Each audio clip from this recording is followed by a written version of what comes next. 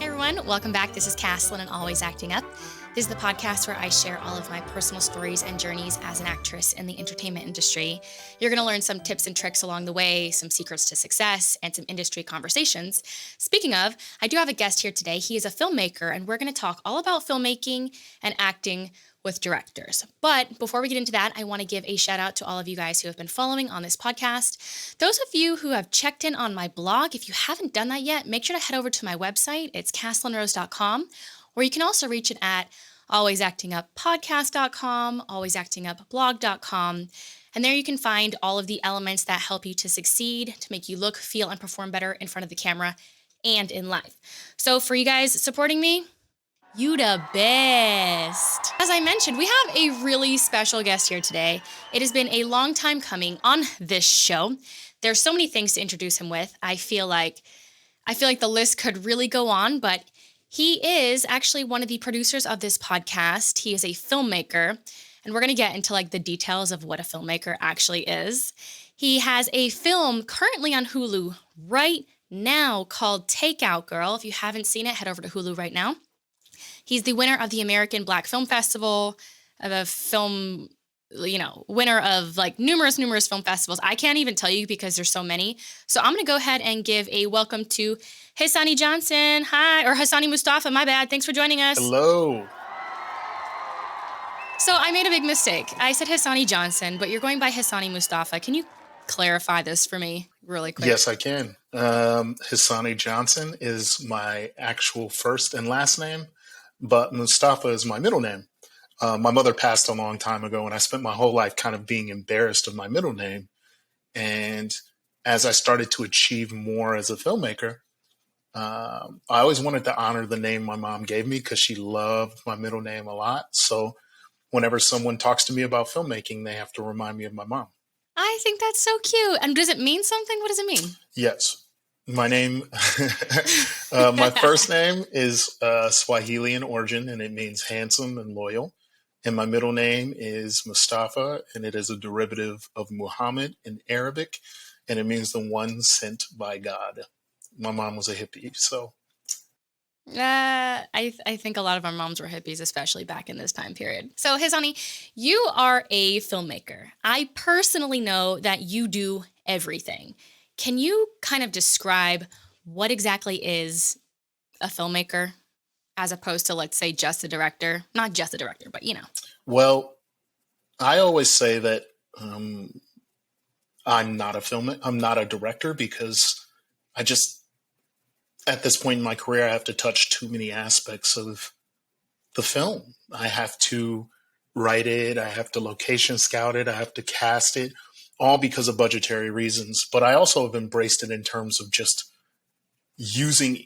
being a part of each phase to better understand the story I'm trying to tell. And a lot of directors that I know, their journeys kind of begin with getting a general concept and understanding of the story, but letting other people personally take care of it, and they just approve what's being seen. And then they sit behind the monitor, they work closely with the actors, and they sit behind the monitor in post, and they work closely with the editors. And I've just never had that sort of, for lack of a better word, privilege. I've never had the privilege of only doing the parts that I enjoy the most. I've always had to fight just to get to the parts I love, and then afterward fight to make sure people can see what it is I'm trying to make. Now, that could be a journey that a lot of other people have as well, but a lot of the times when you're making no budget films, it feels like it's just happening to you. So, All right. Well, right now I'm going to say sort of in the indie game. Do you think that in the future when you're directing, say, Marvel movies, Disney movies, like big movies like that you're going to stick to just one aspect of filmmaking, or do you still kind of want to have your hands like in all of it? I really enjoy writing the things I shoot. I think it'll be a really cool challenge to create stories that other people wrote just to see how I react to it, just to see if there's a difference. If somehow I put more into directing because I didn't have to write it, I'm looking forward to finding the answers to these things. But I also really want to be a part of a lot of different tasks because ultimately I believe the other members of the crew respect you more if you've done their job before and you understand how hard it is. If you know what it's like to work a 17-hour day, and heaven forbid you have to do that, and your crew follows you on that journey, they may follow you with a lot more respect, knowing that you have done their job at 17 hours and you're asking them to do it. You're not asking them to do something you haven't done before. So when you look them in the eyes and you say, like, I'm doing this to tell the story, they know you've done it to tell the story from their position before. There's an empathy that gets them to pour themselves into what it is you're trying to do, as opposed to them feeling like a pawn in a situation in which you are going to look good and no one knows they ever existed, but they paid the price for it. So, I've always wanted to be a leader, not because I had enough money to get people to follow me, but because people see what I was able to accomplish starting where they did. And if they want to have ambition beyond that, they know that I'd be a guy who can tell them how to do it. I actually think that's a really great idea. And I kind of always say this to people in general regarding like customer service, restaurants, whatever the case is. I think that everybody, at least one time in their lives, needs to step on the other side of things they do or enjoy, whether that be working at a restaurant, being a waiter, or doing retail, even working behind the camera. If you're an actress working behind doing crew, I think it's always really important to see what goes into making all the pieces in the puzzle sort of come together. I agree. And and so you mentioned starting filmmaking. I definitely want to get into the acting aspect of it, but can you tell us first how you kind of got into filmmaking? Did you go to school? What was that process like for you? I never went to school for it. I grew up in Milwaukee, Wisconsin, and unfortunately, I didn't have a lot to do. I couldn't afford a lot of toys. Didn't have easy access to going to cool places to spend my time. So what I would do is I would just kind of latch onto some of my teammates and spend time at their houses. And one weekend, one boring weekend, I stayed at a friend's house that we didn't have anything to do, but his neighbor had a camera. So we spent the entire weekend making a movie. And I remember at the end of that weekend, I went home with the tapes because for the other guys, it was just a way to burn time. But for me, I wanted to finish it. And I connected two VCRs together and I would press play and then pause on the one with the blank tape, play with the one where we taped our stuff, and just edit the film like that. 3 days passed and I didn't have any bandwidth to think about the fact that I could have gotten robbed on the bus ride home or shot walking from the bus stop to my house, which is something I thought about every day at that point. I didn't think about how hungry I was, which is something I did every day in my house. I didn't think about how much other people had and how little I had. Nothing else mattered but the task at hand. And I was just so enamored by the process, so happy that I knew I had to do it for the rest of my life. Yeah, so it seems like it was a creative outlet for you to sort of escape your reality.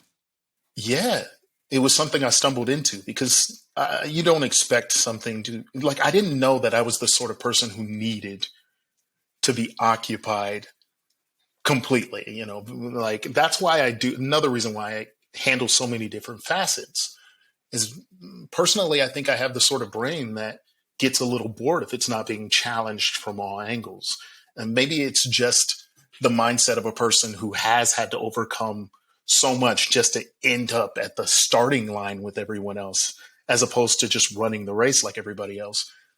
Maybe I need the challenge in order to be fully engaged, but Lord knows when I am to this day. When I was making my feature film Takeout Girl, there were times when I was driving home from our shoot days, and I was like, man, if the cops had showed up to set, and I hate to say this because I didn't realize it until after I was done, I'm the only Black crew member on Takeout Girl. So it occurred to me that, number one, I'm the only Black crew member on my film, and number two, that meant that the cops showed up. As the director, I have to talk to them on this no budget film. And it also kind of seemed to me that I would be the first person to get shot by the cops if they had a problem with anything we were doing and decided they wanted to make an issue of it. But I didn't think about that while I was shooting. I didn't think about that while I was editing. It was only during my downtime.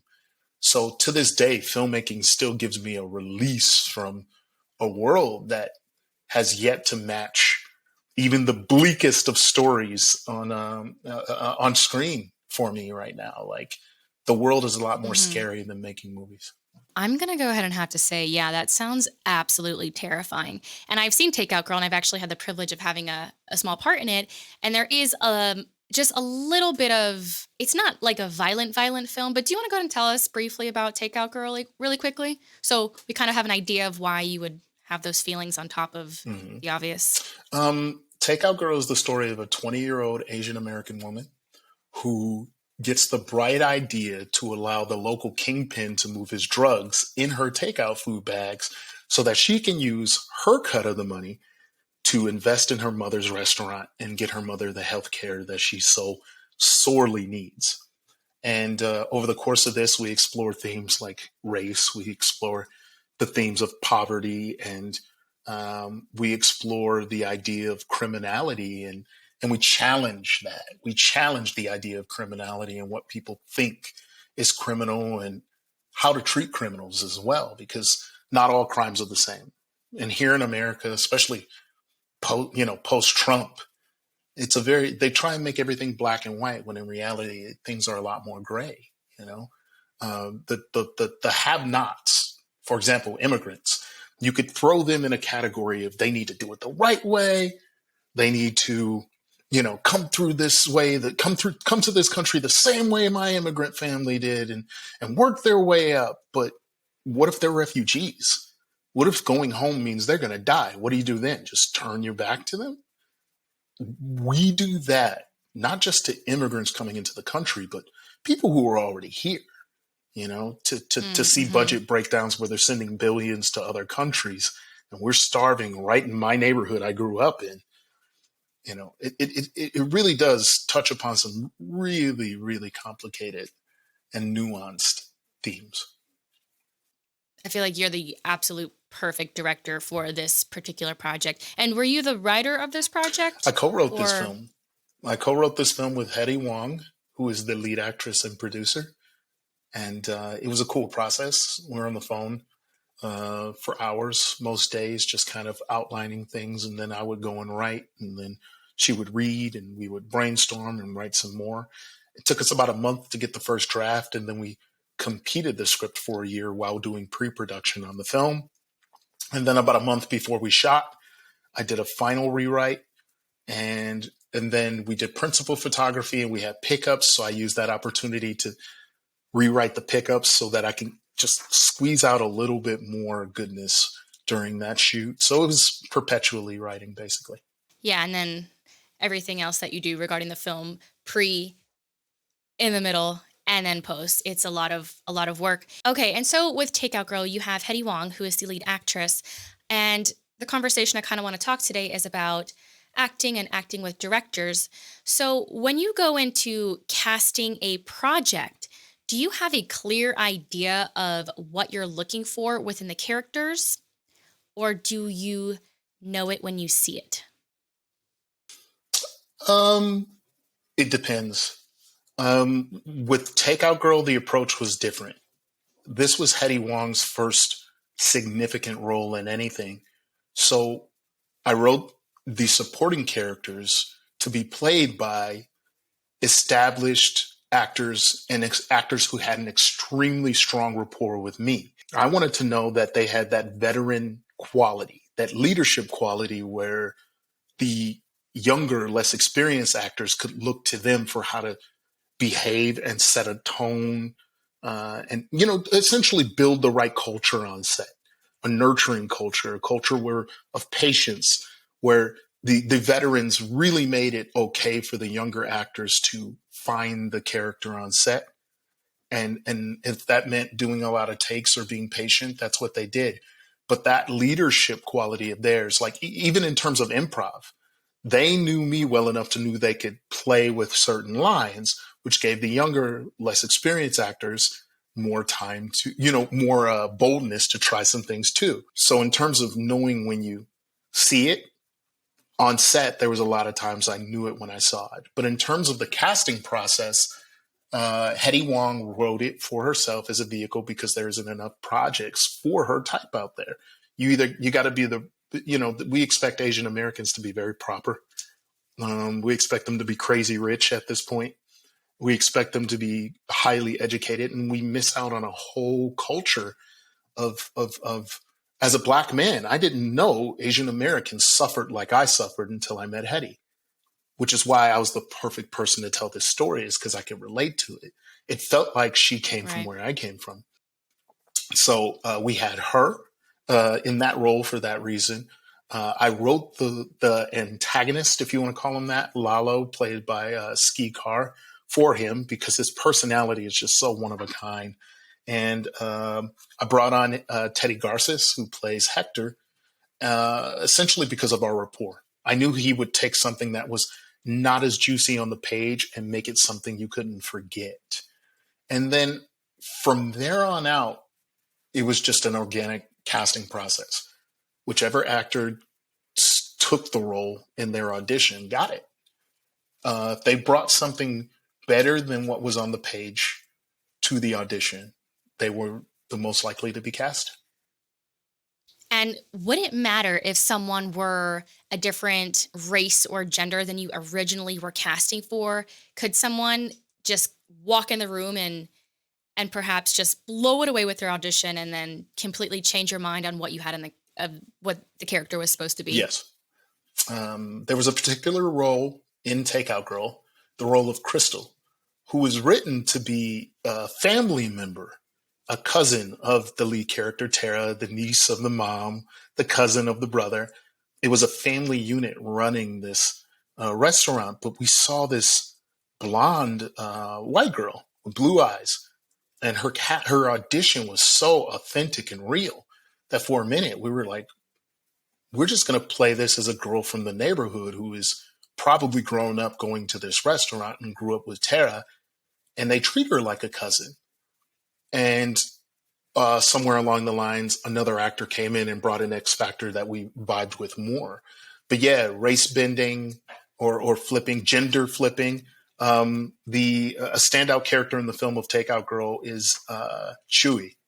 And that was played by Lizette Hunter, who is a makeup artist here in Las Vegas who stepped into the role. I say when I had this epiphany that Lizette was the right person, I likened it to like an old Looney Tunes cartoon where like Bugs Bunny would be really hungry and he'd look over at Daffy Duck and Daffy Duck would turn into like a roasted chicken. I saw Lizette in her normal wardrobe and I looked at her and then I choloed her out in my head and was like, I think you can do this. And she did too. She understood it right away and she blew us away in the role. So, it was all over the place. It was traditional casting. It was inspired decisions last minute. And it was writing for actors and being lucky enough to get them. Yeah. And so it kind of sounds like with Lizette, and I'm getting this idea, it doesn't matter so much your experience and your level and how long you've been doing this than your talent and your skill and if you are right for that actual role. I think so. My philosophy is that an actor has two careers. They have a professional career in which they are solely focused on getting work that is at a studio level, network television, cable television, national commercials, and major motion pictures.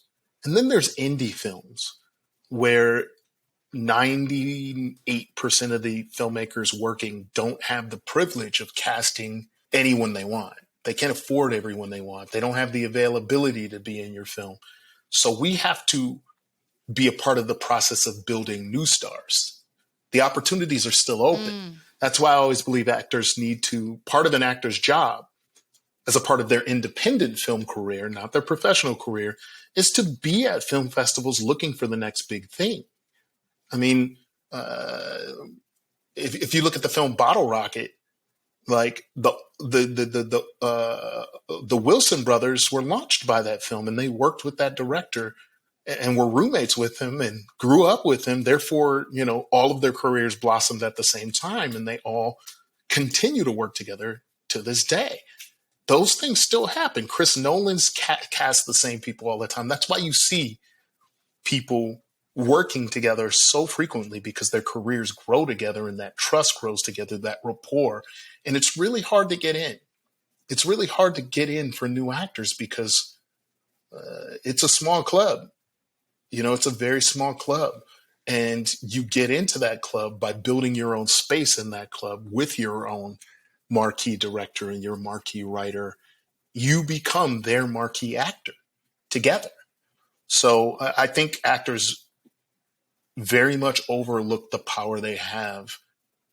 Because if you're really about it and you're really talented and you really believe you deserve to be seen, you really believe you're a star, then you should be able to be part of the reason a filmmaker like me becomes who he's supposed to be. Your skill plus my skill equals success. Teamwork. You mentioned something that I thought was really interesting. You said we all grow together, and you keep sort of not recasting, but you use a lot of the same people that you trust. How would somebody who's not quite in that circle, what could they do, yes, besides going to film festivals, to sort of stand out, whether in the casting room or, I don't know, making a funny video online? Like, what could someone do to get into an inner circle? Be great in everything you do. I think young actors are horrible at knowing when to say no. I think there are actors who are so desperate to get out this creative energy that they sometimes act in films they shouldn't be in. And not only have they wasted their time, they don't have great footage to show for it. And if you use that footage and a filmmaker like me sees it, it could paint the context of my perception of you for the rest of the time I know you. You have to work your way out of a hole, which is why sometimes it's good to say no. Only do what puts you in a great place, and perception-wise, because perception is reality. This is the show business. And if you're showing me something that is not excellent, then it's a waste of time. The next biggest thing I think a lot of young actors don't do that would instantly give them credibility is to only present top-notch material. The dopest headshots, the dopest demo reels. And if you have to take 3 years to save up to get that stuff, do that, because ultimately 3 years plus another 2 years of showing that to people and getting great roles is shorter than 10 years of getting nothing. Because you only are showing the work you booked, and the work you book is done by filmmakers who can't display what you do well. So your materials, plus, your materials have to be amazing. Don't rush into that. And then just being available, being dedicated to what you do. When it comes down to your professional career, hit your quote. Don't compromise. But when it comes to indie film, understand that being a part of something great on an independent level and winning acting awards and inching your way up the ladder and using an indie film, to me, that is synonymous with the idea of suffering. You're not going to get paid very much. You're going to put in more time than the filmmaker tells you you're going to. If they say you're going to shoot 7 days, be prepared to shoot 9. It's all about looking at the work that a filmmaker like I do as your work. Whatever it takes to make sure that I finish the film, you need to do that. And it sucks that you're taking on that much responsibility. You should maybe see if you could be a producer on the film if you're going to be putting that much time and effort into the film, especially if you're the lead and you're not getting paid and you're putting in more time than you need to. You have a value to that time because professionally, you know what it's worth.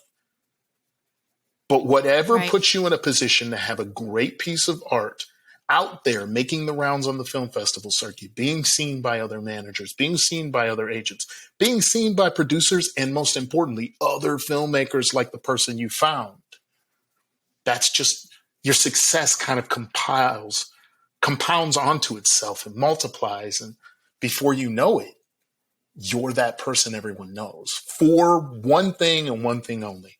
You were great in that thing. And everyone wants to be a part of the next great thing you're a part of.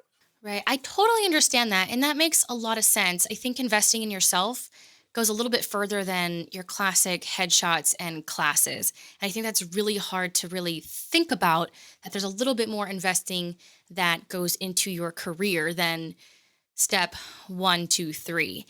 And I was listening to what you were saying, and I almost feel like in the beginning stages, it's a little bit of a catch-22, because in order to get good footage, you have to have footage. And it sort of builds upon there. So I think you do sort of have to grow. Start from the bottom, get what you have, and then keep building to get better and better and better. At least that's what I feel. Sort of. I mean, you have to have good footage. That speeds it up. But ultimately, being great matters. Being great matters. Mm-hmm. Like, and again, we're talking about, there's a class system for everything, especially with actors. Are you the sort of actor that thinks being cute and memorizing the lines is good enough to get you ahead? You won't get cast. Because as a filmmaker who really values his own writing, I know why I wrote something. I know what I'm trying to have the characters say. And if you miss that context and take the scene in a totally different direction than it's supposed to go, it doesn't matter how cute you are, and it doesn't matter how off book you are, your audition means nothing. So again, it's preparation, understanding, having a very incredible grasp of literary works. Because when people write, they're writing with symbolism, they're writing with metaphors, they're writing with, double entendres and everything else. And it's even harder for you because you tend to not know what happened before and what's happening after the scene you're given. You have to be that much better at deciphering what the scene is about and communicating not just the words, but what the character means. That's what gets you the role. Because ultimately, you are a piece of the storytelling puzzle. And the words without meaning, there's no story. So, you get good footage as a result of following that major rule first, while you're, because everybody gets an opportunity. And if you're out there scouting film festivals and you have no footage, but you're a go-getter and you look great, or you look like the character, and you can audition well, I'm willing to say most filmmakers are good enough guys, and we enjoy people enjoying, and women, and women. We're good enough guys and gals to enjoy when someone showers us with praise for our work. So your door is open. We like you. Then all of a sudden you want to be a part of that work, and you seem like you have a great attitude, and you've auditioned well. You're in the conversation, which is really all an actor can ask for, being in the conversation. Because even if you don't get the role, that doesn't mean we don't remember you as great at what you do. A film is such an intricate puzzle that's constantly moving. You could audition for the lead and miss it because you're the wrong race. But then someone who is auditioning for a role a little bit older than you drops out, and last minute we need someone. And all of a sudden, there you are. This person is chomping at the bit to take the role. They look great. They will knock it out. And it'll just play different because she's a little bit younger, or he's a little bit younger. The opportunities are there, but they aren't if you botch the opportunity. If you botch your shot at showing what you got, either with bad footage or a bad read or lack of preparation, or just not being in the right place at the right time, which for a lot of actors is where filmmakers are. And I say it's a better system because ultimately, when you go to festivals and you meet us, and whether it's virtual or not, and you go and then you follow us on Instagram and you build a rapport, it is so much easier to connect from here to here than to go from actor to director than to go actor, casting director, producer. You know what I mean? Then maybe filmmaker. Like, I like that. There's only one person who really has to be sold on you when it comes to your independent career. And that's the filmmaker themselves. And if that filmmaker crosses over into a pro career, there's a good chance you do too with that filmmaker. Anyway. So I love the idea of sort of skipping the line in a sense. What would you suggest? How would people approach you and sort of build that connection? Is it like, hi, my name is Caslin, put me in your movie? Or, whoops, hey, it's Caslin. It's just me interrupting my own podcast. So rude, I know. Well, I just wanted to let you know that Always Acting Up podcast is sponsored by WeAudition. What's that? Well, it's the website for actors made by actors. It's the platform where you will never have to struggle to find an audition reader ever again. And the best part? You can be a reader too, where you have the chance to read with real working actors, see what they're doing in their auditions, see what their setup looks like, all while practicing and getting better with your own cold reading skills. Oh, and did I mention? You can make money on there too. Say what? Well, I guess it might be time for you to check it out for yourself. But before you do, make sure to enter in my promo code, ActingUp25, for 25% off your subscription for a lifetime. That is ActingUp25, where we can hang out and help each other with our own auditions. See you on WeAudition.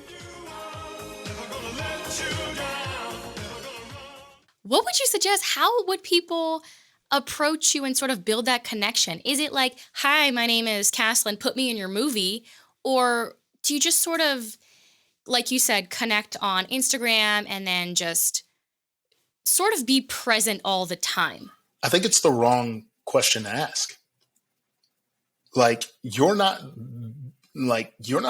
trying to connect with me. You're trying to get me to connect with you. Why do you and also why am I good enough for you to talk to me? What do you like about my work?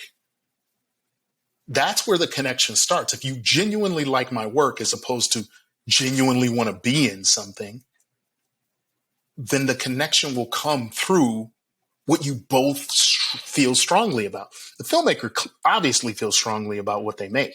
They spent years with it or however much time. They're pushing it on the film festival circuit. They needed to tell this story. You connected with it. Why? Because you're like-minded? Because you want to tell the same types of stories? Because you just gotta be because you gotta be a part of telling that type of story or playing that kind of character or getting that part of your life out there. So if they ever need someone like that again, you know what I mean? They understand that you get it.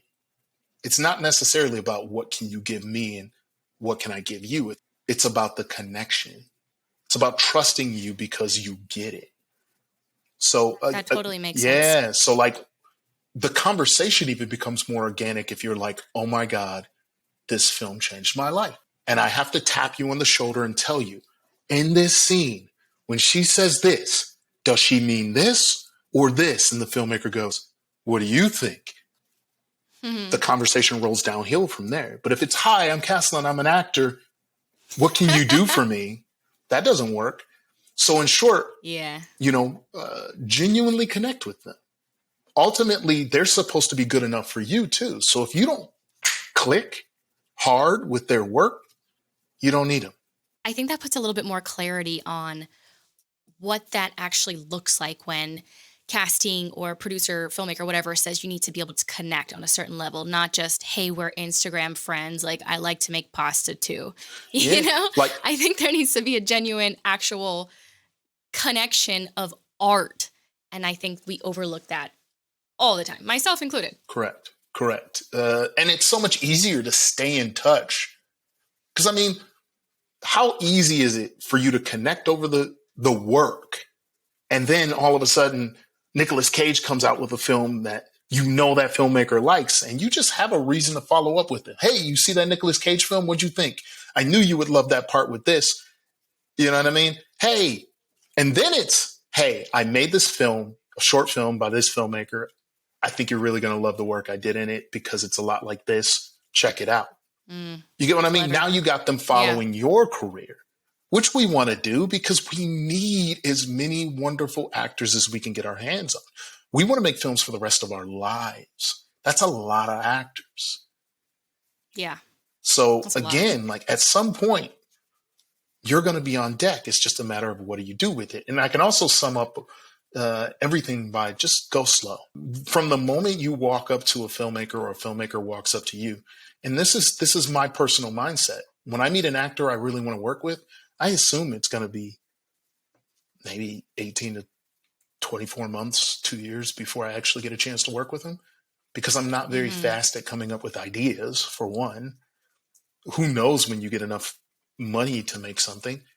And I got to know you. Right. I got to know you. Do you know how devastating it would be to write something for an actor and then they just leave the business like so many actors do? And now you got to find someone to do this thing that was made specifically for this. I don't even know you can't even know an actor's in it for the long haul till you hang out with them for a couple years. Right. But that's just my that perspective. Would be, no, I would be absolutely devastated, especially if I had this story in mind and I had this particular person and then they sort of bounced and moved back to Oklahoma. And I totally understand why people go. It's a hard business, and it absolutely makes sense. So I definitely get it. Okay. And so you sort of mentioned people leaving the business and it would be devastating for your film. What would it take, or what would someone have to do to be recast in a film? Or has there ever been like a situation where you and an actor just weren't getting along, like things weren't gelling? What would that situation sort of be like? Like, what would we have to do that would be so bad? Well, it's time to go bye-bye. I'm glad you asked that, because this is an opportunity for actors to know how often filmmakers get it wrong, which is important. It's important to know that filmmakers get it wrong all the time. And if we get it wrong, that means you still have a chance. Even though you didn't hear back during callbacks, even though you didn't have a producer session, even though the film has started filming, you never know. I've personally made the mistake of casting actors who just weren't who I thought they were. I cast them for really shallow reasons. Oh, this person's done this thing. It's going to help me get more views. And then I cast them and they're horrible to my crew and they're horrible to the other actors, to the point where the other actors came up to me and say, "Hey man, handle this." I was being urged by my cast and crew to fire this actor because they refused to shake anyone's hand. They refused to improvise. They didn't want anyone in the green room with them. I've had scenarios like that. Another scenario that'll get you recast is getting paid and not showing up to do your acting. What? Which is something I've Who had. Who does that? Oh my God. We had an actor in Takeout Girl who negotiated his pay, which wasn't a lot because it's an indie film, and then made it clear that, and I wrote the role for this actor. This actor I considered a really good friend. And he had the role, and I fought for him to have the role. And then I got his money, and then he informed me that if he wasn't paid his entire salary up front, he wouldn't be able to do the film. Then he actually came to set, and while we were shooting, he was rehearsing for another audition he had that night on set. But when we started shooting his scene, he didn't know the lines for our film. So that whole night, we had to toss that footage and move that scene to another night. And then for his day 2, his second day of shooting, he just didn't show up. And no one knew why or where he was. And we finished shooting that night at 8 p.m. We shifted everything around, got a lot of shooting done, had a great time. Didn't hear from him until like 9 p.m., which was an hour after we were already home, basically. And then he informed us he was at the airport and he was ready to shoot, which none of us have confirmation of. We don't know if he was just saying that or if he did it, but that's a wild scenario I've had. And then... yeah, that'll get you recast. And then I've had actors get recast just because of a lack of communication.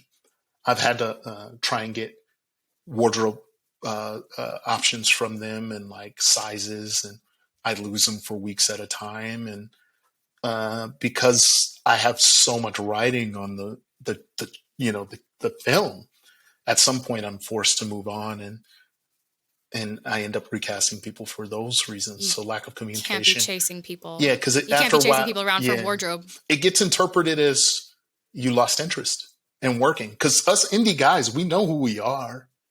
We know we're not big time. We know we're not paying well. And we know that you're taking a risk. We're taking a risk on you. You're taking a risk on us. So with a lack of communication, it can look like you're getting cold feet.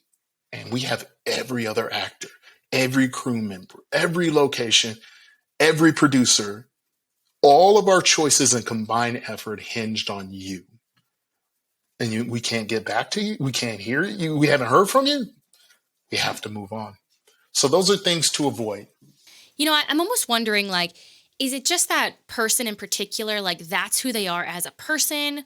Or I know this may sound terrible, but I, people have egos and I've heard this before. Do they maybe look at it as like, oh, this is just an independent project. I don't want to be a part of it. I'll, take it with a grain of salt. And if it happens, it happens. Meanwhile, like you guys are the future. I mean, you will be growing. You're going to be in bigger movies and studios at some point. So, Um, I don't know. the first example of the actress who kind of came and really made the entire cast and crew uncomfortable. When I asked her to leave, I asked her to leave because I felt like she needed to go because she made everyone uncomfortable. But I didn't say you're fired. I didn't Donald Trump her. I said, hey, I think maybe this film isn't big enough for you. I think you've done a lot of bigger things and this is a real step down and I can feel that. So I won't take offense if you don't want to do it anymore. And she implored me that it wasn't that, but it felt like she was just trying not to make us feel worse than we already did. But I would feel, I knew what it was. I knew that she was slumming it by being in my film, at least in her head. And she didn't really want to be there because she was making it very, very difficult. Either that or she was just a more nervous performer than any of us could have predicted. But it was a very nurturing set and it was a really great shoot. And that was the only hiccup on that. With the other actor, I really think his life was spiraling out of control.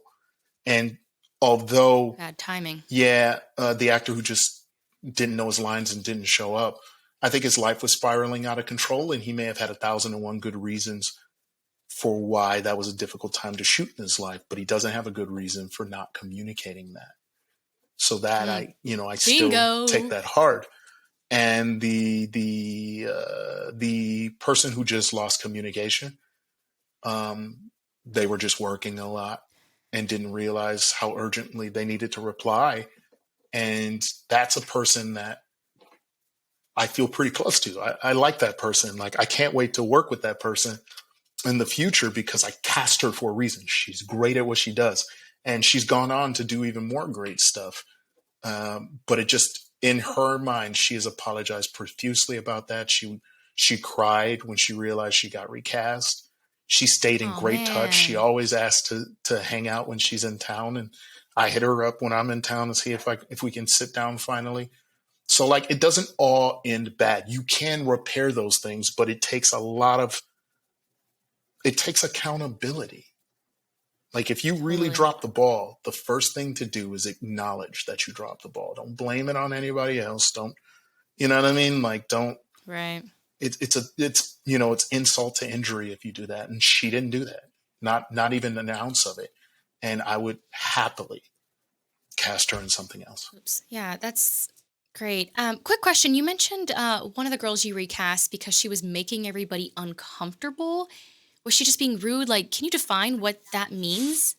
Well, to you? She didn't do it to me, but the day started with her coming in and we were warned by other actors who knew her that we better have coffee and these things on set or she was going to get angry.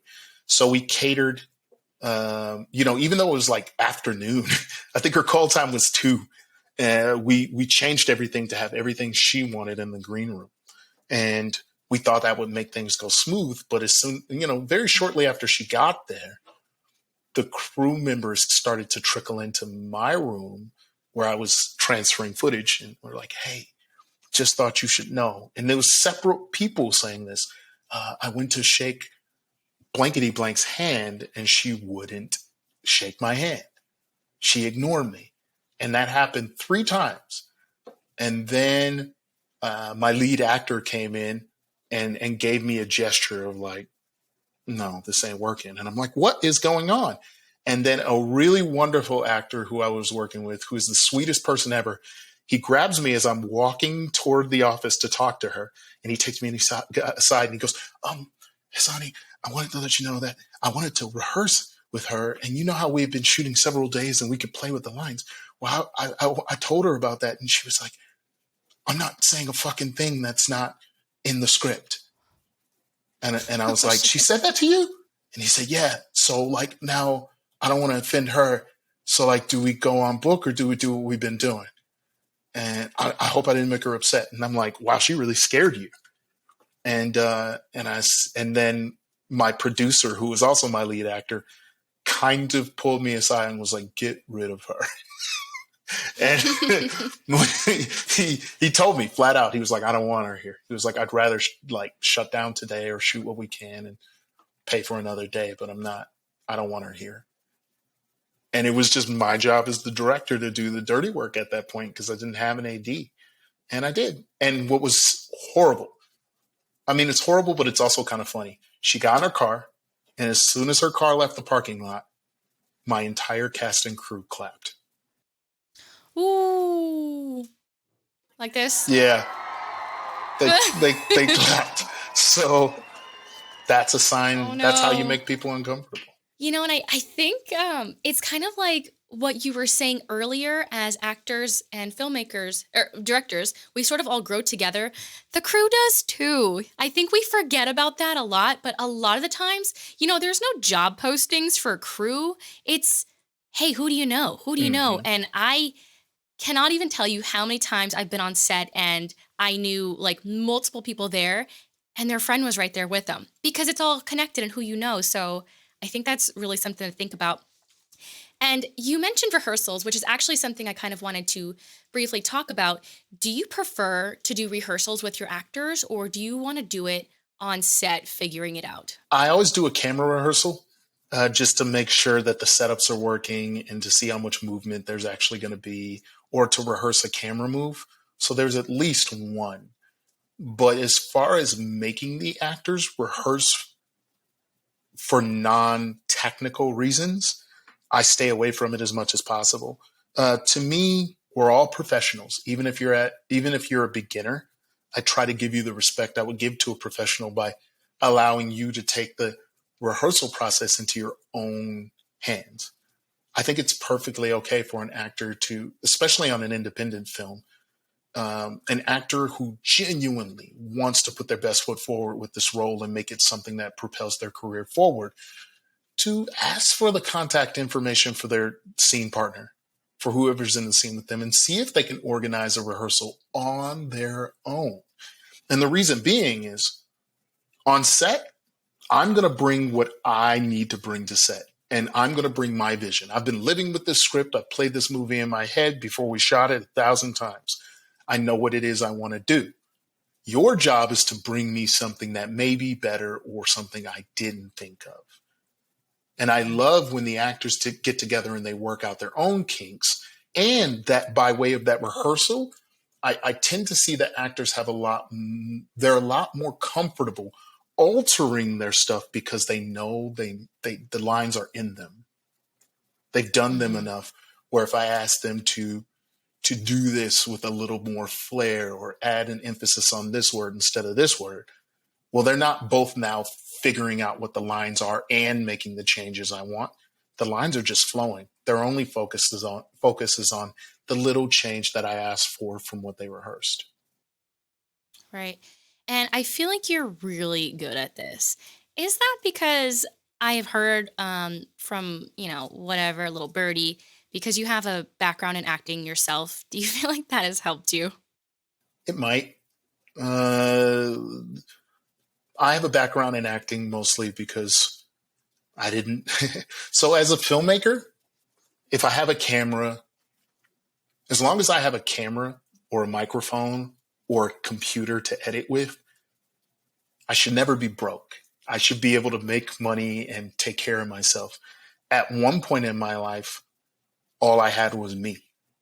So I had to use whatever skills and talents I had to make the money to buy the cameras and the tools I need to build a business. You know, like some people grow up and they have a really nice house and they're going to have that house when their parents pass. They have a trust fund. They have people to pay for college for them. I didn't have any of that. I only had my face and my voice, and I used acting to try and build. That was my base. That was what I used to build with. And I guess an added benefit is that actors respect my opinion because they know that I've been in their shoes before. And they know that I may have a strong sense of timing, comedic and dramatic. And I know what it's like to audition. And that Right. it's almost like I speak actor, I guess, because I used to be one. I don't consider myself a good one at all. And I don't consider myself particularly dedicated to it because it was a means to an end. But I was going to ask that. Yeah, if it gives me a benefit in terms of talking to actors, I'm glad I did it. I think you're being modest, though, because you were pretty on your way up with your acting career because you were on shows like Glee. You auditioned for Glee before we even knew what Glee was. And I know you were in some like national commercials. Where else could we potentially, if we were going to do our research and some digging, where else could we see you as an actor? Or what else did you book? I don't know. You have to figure that one out. Alrighty. Okay, and so what kind of advice do you have for some filmmakers working with actors? Would you recommend filmmakers who maybe have never kind of been in the actor's shoes, would you suggest them taking an acting class? This is where stuff gets weird. I just don't feel comfortable anymore telling other filmmakers what they need to do. Like, I'm not even in a position where I can make films whenever I see fit. You know, like I'm not in a place that others should be aspiring to right now because I'm aspiring to move beyond where I'm at. So like, advice that's like so presumptuous. For all I know, some young filmmaker could be doing it right, and my stupid advice pushes them off track. And I worry about that because, again, like I said, until I reach my own goals, it just feels really weird. And again, like I've done it both ways. There's some situations in which I don't think I need to work with the actors because the character in the film is awkward or withdrawn. And if they don't know me and they don't know anyone else on set, they might be a little bit more awkward and withdrawn in their performance. So I think it's case by case, and it also depends on the type of director. Like there are certain directors, who really don't necessarily have to be people. Interesting. I think we often forget as well that the other side of the camera and crew, the directors and the creators, you guys are still trying to figure it out as well. Like I don't think there's, like in acting, I don't think it's like step A through Z, and I don't think it's a clear path is what I'm trying to say. I don't think it's a clear path for anybody in this industry to get to where they actually want to go. I think it's figuring it out as you go and networking and seeing what sticks and what works. It's a good point. I'm glad you picked up on that. And also, we're strange characters. I like directors. I think it's up to an actor to assess who it is they're talking to. Like it's a 50-50 crapshoot. But if you're watching a visual effects film where there's only one actor and, all the other actors are animated and this and that, it might not be a bad guess that that director isn't that great with people, that they like computers more than they like people. And that might change the way you approach them. You might want to come in with a little bit more apprehension, give them a little bit more time. If you see a filmmaker who's making nothing but hardcore action films, again, the content they make should inform not only why you approach them, but how you approach them. You know, you can, like, romantic comedies, you might have a more outgoing, filmmaker, and you should have less resistance, and these are all presumptuous. Like I said, it's 50-50, but the content does kind of tell you. And again, if you do pursue a relationship with these filmmakers, understand who it is you chose to work with.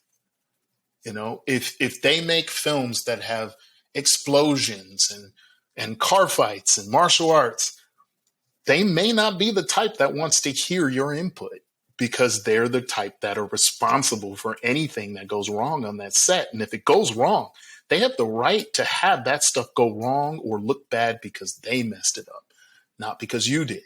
So they may not be, you get what I mean? Like, you have to take all of that into consideration when you're working with filmmakers. Like, you have to be down for them as they are, to be a part of something great that they do and that they've been doing since before you met them. In order for them to be great, to a certain extent, you have to let them be. It's a totally interesting thought process that I don't think I ever really considered, especially when you mentioned that maybe the filmmaker has more animation, CG, whatever. Maybe they are a little bit more quiet and reserved. Like, maybe that's who they are as a person. I never even considered the different approach. And I have one more question before I wrap this up. You guys, I think we're probably going to have to do podcast another time, part 1, part 2, part 3, and part 4, because I have a lot of questions I want to ask regarding filmmaking. So my last question before we head over to the moment of positivity: now that you're a filmmaker and you are behind the camera, is there anything that you've sort of discovered, realized, learned that you wish you would have known when you were an actor, now that you're behind the camera? Anything I wish I would have known as an actor? No. I was always a filmmaker. Oh. I was always a filmmaker, just playing as an actor. It made acting easier to think that way. I feel more comfortable giving actors advice because I'm not an actor. And it's just me observing, and I'm behind the camera. I give you jobs. So I think actors would do better if they didn't care as much sometimes. Like, I think I did well as an actor because I really wasn't as invested in the long term. I just wanted the money. And also, like, I did jobs the way they were supposed to be done. Like, I wasn't trying to fulfill myself creatively as an actor. I was trying to get the money. So if a director told me to stand here, I wasn't like, but I was right there in the last shot and my character wouldn't do that. I stood where I was supposed to. And that singular focus for me, it put me in a position where filmmakers looked at me as, like, incredibly reliable. One of my last gigs and one of my life-changing gigs as an actor was I booked a national campaign for Boeing. And I always tell this story. I was gonna interrupt you and ask you if you could tell this story, because this is one of my favorite stories, and I feel like everybody needs to hear it. So whatever you're doing, you guys stop, listen, pause, come back. This is a story that you need to hear, and it's absolutely mind-blowing. Okay, go. All right. So I am on the precipice of making enough money to quit acting and buy my gear and really start my endeavors as a filmmaker. But the stakes are high, So I'm auditioning, and I used to be a Marine, and Boeing, the company Boeing, they only make national commercials every 3 to 5 years. And sure enough, I get called in for an audition because Boeing develops military equipment. Long story short, I booked that gig, and I go to set, and I have a high fever. My girlfriend drove me to set. I wasn't feeling good at all. Plus, I had to wear all the military fatigues in the early part of summer in LA, out in the desert. And the first scene we're shooting was me shooting me at the front of a platoon, the front of my unit, as helicopters passed. And I'm supposed to look up into the sky majestically, and they have these giant fans blowing fake snow at us.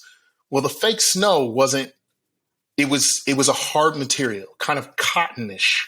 I said it was like asbestos because Ew. it wasn't melting and it wasn't like organic. It was literally like hard, not hard. It was like cotton floating through the air, little pieces of like cottony material. And as you looked up majestically, they blew this stuff in your eyes and it would just sit on your eyeballs. And for me, I decided the moment that first piece of whatever hit my eyes that I wasn't going to blink. And in 2 takes, they got the shot. I go down and I get my breakfast burrito and I'm leaning over feeling horrible because my fever won't break. And I hear screaming from the director. And okay, I take another bite, more screaming from the director. And I walk over with my burrito and I hear, keep your fucking eyes open from the director screaming at whoever is shooting national commercial number 2 because they're shooting 2 different spots.